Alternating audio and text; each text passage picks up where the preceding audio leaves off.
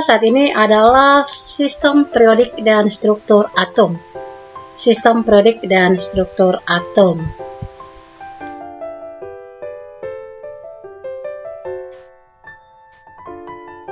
Perhatikan gambar-gambar berikut. Di sini ada P, Si, dan Na. Ada P, Si, dan Na. Bagaimana cara pengelompokan unsur-unsur ini? Seperti apa struktur atomnya? Nah, disinilah kita akan melihat bagaimana cara pengelompokan unsur-unsur dan seperti apakah struktur atomnya.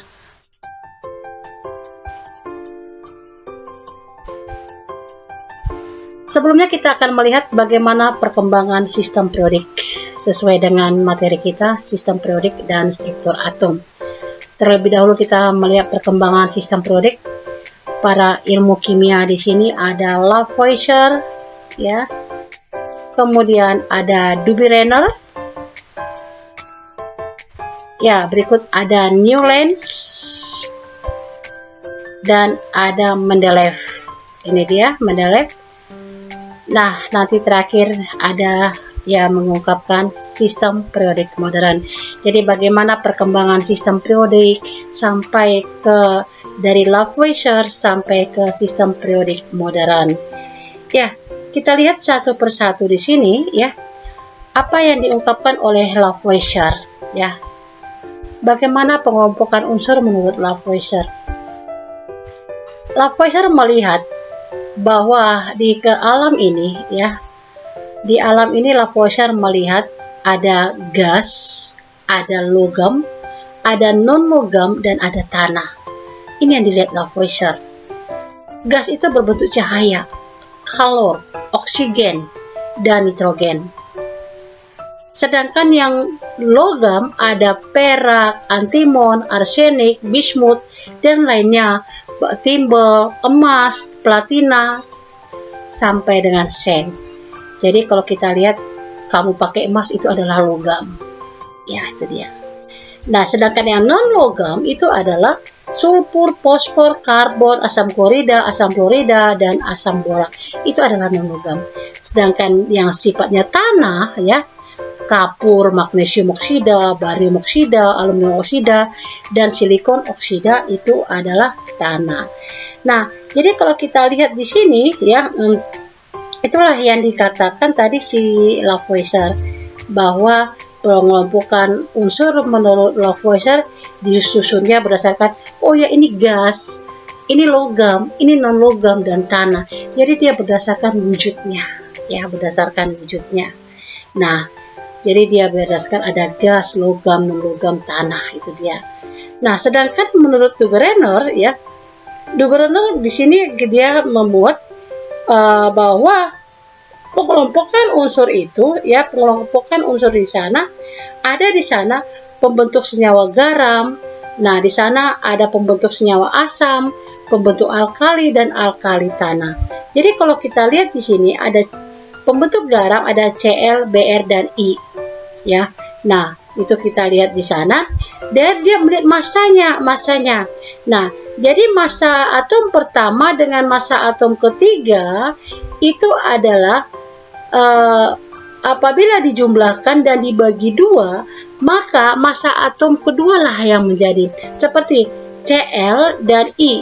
Cl 35,5 apabila plus 127 ya, itu 127, maka itu menghasilkan 162,5.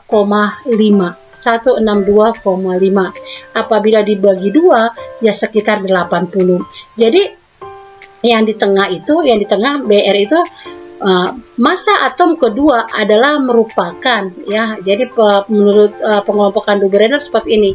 Dia mengelompokkan dia 33 unsur. Ya, 33 unsur. Nah, 33 unsur ini, unsur atom kedua itu adalah merupakan hasil ya, merupakan hasil rata-rata dari atom pertama dengan atom kedua. Demikian juga Li dengan K. Maka apabila dibagi maka pembentuk Na itu dia. Jadi itu dia bahwa kata Dubé-Renner tadi Unsur yang kedua adalah merupakan rata-rata dari unsur pertama dan unsur yang ketiga. Nah, sedangkan Newlands ya, Newlands ini bagikan orang seni, ya, orang seni.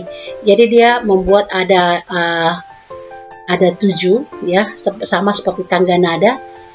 Nah, 7 tangga nada, do, re, mi, fa, sol, la, si. Nah, do, re, mi, fa, sol, la, si. Nah, jadi di sini dia benar-benar mengurutkan dia berdasarkan seperti tangga nada. Nah, artinya kata do berenner bahwa do dengan do itu adalah satu kelompok ya, satu kelompok. Nah, seperti kamu lihat di sini, dia buat do, re, mi, fa, sol, la, si. Nah, 1, 2, 3, 4, 5, 6, 7. Helium, lithium, beryllium, boron, kalsium, karbon, nitrogen, dan oksigen. Nah, jadi di sini 1, 2, 3, 4, 5, 6, 7. Nah, sampai 7 tidak 8, 9, 10 tidak. Namun 7 kembali ke 8 itu kembali di bawah 1 lagi. Itu dia. Jadi dalam arti di sini kalau kamu lihat bahwa H, F, Cl, CO, dan Ni dan Br itu adalah satu kelompok ya. Karena sama-sama berada di deretan 1, itu dia H1. Kemudian Li, Na, K, Cu, Rb itu satu kelompok. Nah, itu dia. Jadi di sini bahwa Newlands mengelompokkan itu berdasarkan seperti tangga nada. Ya, 1, 2, 3, 4, 5, 6, 7.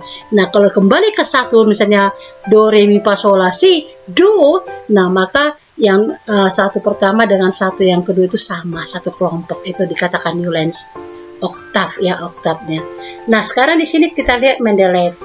Dikatakan Mendeleev dia semakin canggih lagi ya. Mendeleev ini kita menyusun lagi, disusunnya lagi. Oh ya, ini berarti kalau Mendeleev ini berdasarkan nomor atomnya. Nah, nomor atomnya bagaimana dengan susunannya. Nah, itu Mendeleev lebih bagus lagi ya menyusunnya, pengelompokannya.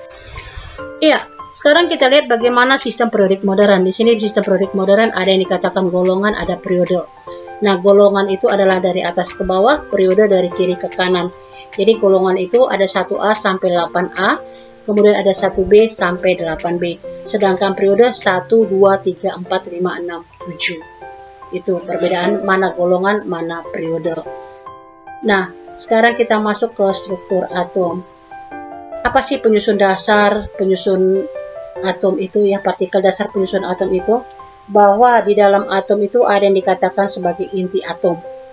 Sedangkan yang di dalam inti atom itu ada yang dikenal sebagai proton dan ada yang dikenal sebagai proton. Proton dan neutron itu adalah inti atom. Sedangkan kalau kamu lihat di sini ada yang bermain ya, keliling-keliling. Yang mengelilingi inti atom itu dikatakan dengan elektron. Elektron bermuatan negatif, proton bermuatan positif, sedangkan neutron itu adalah netral. Ya. Kita lihat berikut, ada nomor atom dan massa atom.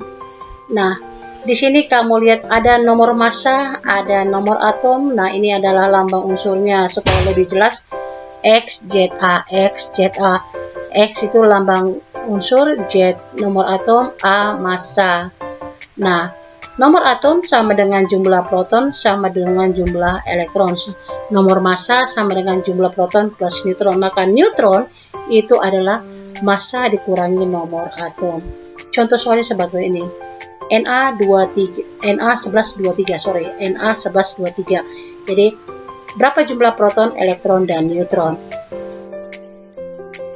Proton pada natrium itu akan sama dengan sigma elektron sama dengan jumlah proton, sama dengan nomor atom, sama dengan 11, yaitu dia. Nah, kenapa nomor atomnya 11? Sedangkan jumlah neutron adalah massa dikurang, ini bukan plus tapi dikurang. Massa dikurang nomor atom sama dengan 23 dikurang 11 sama dengan 12. Nah, bagaimana dengan ion Na+? Nah, nanti akan kita lihat ya bagaimana. Nah, sekarang kita lihat isotop, isobar, dan isoton. Isotop adalah atom-atom yang memiliki nomor atom sama tetapi nomor massa berbeda. Isotop adalah atom-atom yang memiliki nomor atom sama tetapi nomor massa berbeda. C612 ya, itu dia. C613, C614. Nah, jadi kalau kamu lihat di sini, nomor atomnya sama semua, 666. Otomatis dong, karena satu atom memiliki satu nomor massa yang bisa berbeda. Jadi itu dikatakan dengan isotop. Sedangkan isobar adalah atom-atom yang memiliki nomor massa sama, tetapi nomor atom yang berbeda. Nah, ini dia. N, nitrogen 714. Nah, C, 614. Nah, kita lihat di sini neutronnya sama-sama 7. Untuk nitrogen 14 dikurang 7 sama dengan 7. C 614 ya. Kita lihat di sini nitrogennya sama. Jadi di sini atom-atom memiliki nomor massa sama. Nah, jadi kita lihat masanya sama-sama 14 ya, masanya sama-sama 14. Jadi ini adalah dikatakan isobar. Sedangkan isoton, atom-atom yang memiliki jumlah neutron yang sama tetapi jumlah proton yang berbeda. Itu dia. Nitrogen 714, ini dia proton 7, neutron 7, elektronnya 7. Sedangkan karbon 613, protonnya 6, neutron 7, elektron 6. Jadi kalau kita lihat di sini jumlah neutronnya sama-sama 7. Nitrogen 714 berarti 14 dikurang 7 sama dengan 7. Karbon 613, 13 dikurang 6 sama dengan 7. Ya, bagaimana untuk notasi ion? Ya, untuk notasi ion. Nah, tadi itu adalah untuk atom. Ya, sekarang untuk ion. Ya, notasi ionnya. Nah, artinya di sini untuk ion adalah partikel bermuatan. Jadi muatan ion itu ada dua, ada plus, ada minus. Ada plus itu dikatakan kation, minus itu adalah anion. Nah, jadi bagaimana kita menentukan jumlah proton elektronnya? Ya, perhatikan. Untuk kation atau plus, jumlah proton itu lebih besar daripada jumlah elektron. Sedangkan untuk anion yang negatif, jumlah elektron lebih besar daripada jumlah proton. Nah, perhatikan, apabila dikatakan plus ya kation, ini terbaliknya. Nah, kalau kita orang secara umumnya kalau tanda plus itu kita menerima dong, ya. Nah, di kimia beda. Kalau plus berarti dia melepas, ya. Melepas. Sedangkan kalau negatif atau anion berarti dia menerima elektron. Nah, itu perbedaannya. Jadi pada ion, kalau kation berarti melepas elektron, sedangkan anion adalah menerima elektron. Seperti di sini K+, contohnya Ca2+, Fe3+, kemudian Cl-, O2-. Artinya kalau K+ itu adalah dia adalah melepas satu elektron. Ca2+ berarti dia melepas 3 elektron, Fe3+. Sedangkan Cl- berarti dia menerima satu elektron, O2- berarti dia menerima 2 elektron. Seperti contoh di sini. Kita mau mengetahui bagaimana menentukan ya jumlah proton, elektron, neutron di unsur dan di ion ya. Jadi kalau ion itu ada plus minusnya ya, plus minus kation dan anionnya. Ya, seperti di sini. Atom Al. Al itu memiliki nomor atom 13. Nah, Al di sini protonnya itu 13. Elektron 13. Ingat, proton sama dengan elektron. Sedangkan neutronnya 14. Itu dia. Ya, Al 14. Kenapa? Dia nomor massanya 7 ya, 27. Nah, sedangkan atom Al3+ ya, atom Al3+ protonnya 13. Protonnya tetap nomor atom. Sedangkan elektronnya sama dengan 10. Kenapa 10? Karena 3+, Al3+ dia melepas 3 elektron. Maka di sini terjadi perubahan elektronnya. Jadi dia melepas 3 elektron. Maka yang tadinya dia 13 menjadi 10. Neutronnya 14 tetap ya, 14 27 dikurang 13. Jadi terhadap proton, neutron dia tidak ada pengaruh, bahwa anion dan kation itu berpengaruh terhadap melepas dan menerima elektron. Jadi seperti itulah membedakan antara unsur dengan ion. Bagaimana kita menentukan proton, elektron, dan neutron.